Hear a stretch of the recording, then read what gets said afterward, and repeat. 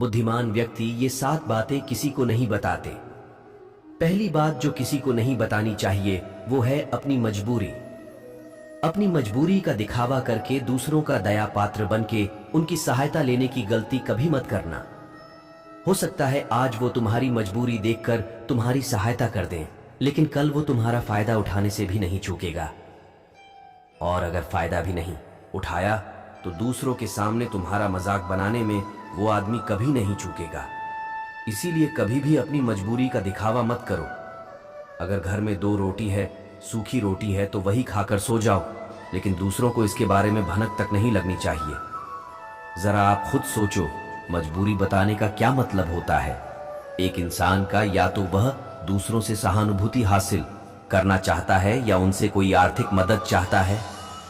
दूसरी बात जो किसी को भी नहीं बतानी चाहिए वो है अपनी अतीत की गलतियां और भविष्य की रणनीतियां।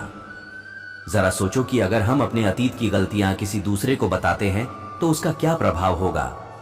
वो गलतियां ठीक तो नहीं की जा सकती, जाहिर है, तो उन्हें बताने का क्या मतलब रह जाता है। आप अपने अंधेरे पक्ष को खुद दुनिया के सामने बता रहे हो, खुद अपनी गलतियां दूसरों के सामने बता रहे हो।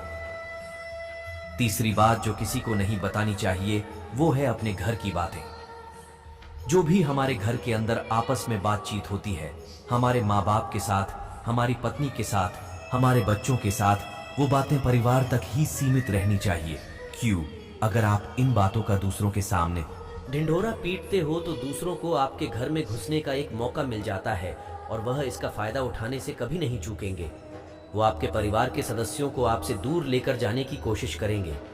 अक्सर ऐसा होता है, हम समाज में देखते हैं कि हम अपने घर के झगड़ों को कम करने के लिए उन झगड़ों को अपने पड़ोसियों और दूसरे सगे संबंधियों को बता देते हैं, लेकिन इससे आपको सहायता कभी नहीं मिली होगी। चौथी बात जो मैं आपको बताने जा रहा हूं, जो किसी को नहीं बतानी चाहिए, वो सुनने पर बहुत अजीब लग सकती है, लेकिन उसका सत्य भी मैं आपको एक तर्क के माध्यम से दूंगा।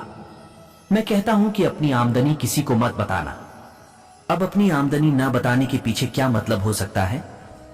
जरा सोचिए कि आप अपनी आमदनी अपने दोस्तों को बता देते हैं तो जब आपके दोस्तों को जरूरत पड़ेगी तो वो सिर्फ आपको ही याद करेंगे, क्योंकि उनको पता है कि अगर आपकी आमदनी ज्यादा अच्छी है तो आप भी उनकी मदद कर सकते हैं और इसीलिए ज्यादा लोग आपसे सहायता मांगेंगे। और जब आप उनकी सहायता नहीं करेंगे तो वो सोचेंगे कि इस आदमी के पास पैसे हैं, मेरी सहायता कर सकता है, लेकिन ये सहायता कर नहीं रहा। इसीलिए आपकी आमदनी आप दोनों दोस्तों के बीच एक झगड़े का कारण हो सकती है। कम आमदनी होगी तो लोग मजाक उड़ाएंगे और ज्यादा होगी तो सहायता मांगेंगे, तो अपनी आमदनी बताने का कोई मतलब नहीं है। पांचवी बात जो मैं आपको बताने वाला हूं उसे आप गांठ बांध लेना और किसी को ये बात मत बताना।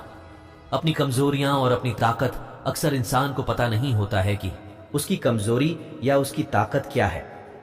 लेकिन अगर आपको अपनी कमजोरी और अपनी ताकत पता है तो पहली बात तो आप बहुत ही बुद्धिमान आदमी हैं, और दूसरी बात कि आपको ये बातें किसी से साझा नहीं करनी है, क्योंकि अगर आपकी कमजोरी या दूसरों को पता चल गई तो वो आपकी कमजोरियों का फायदा उठाएंगे, और अगर आपकी ताकत पता चल गई तो वही ताकत आपकी कमजोरी बन जाएगी, क्योंकि वो ताकत दूसरे आदमी को पता है और वो ताकत की कार्ड भी ढूंढ ही लेगा।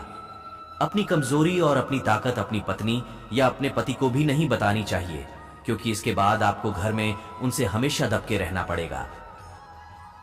अगली बात जो किसी को नहीं बतानी चाहिए वो है अपने मित्र और अपने शत्रु। आप अपने मित्रों के बारे में अगर दूसरे लोगों को बताएंगे तो वह आपके मित्रों के साथ अपनी घनिष्ठता बनाकर आपको धोखा दिलवा सकते हैं, आपके गहरे मित्रों को आपसे दूर करने का प्रयास कर सकते हैं।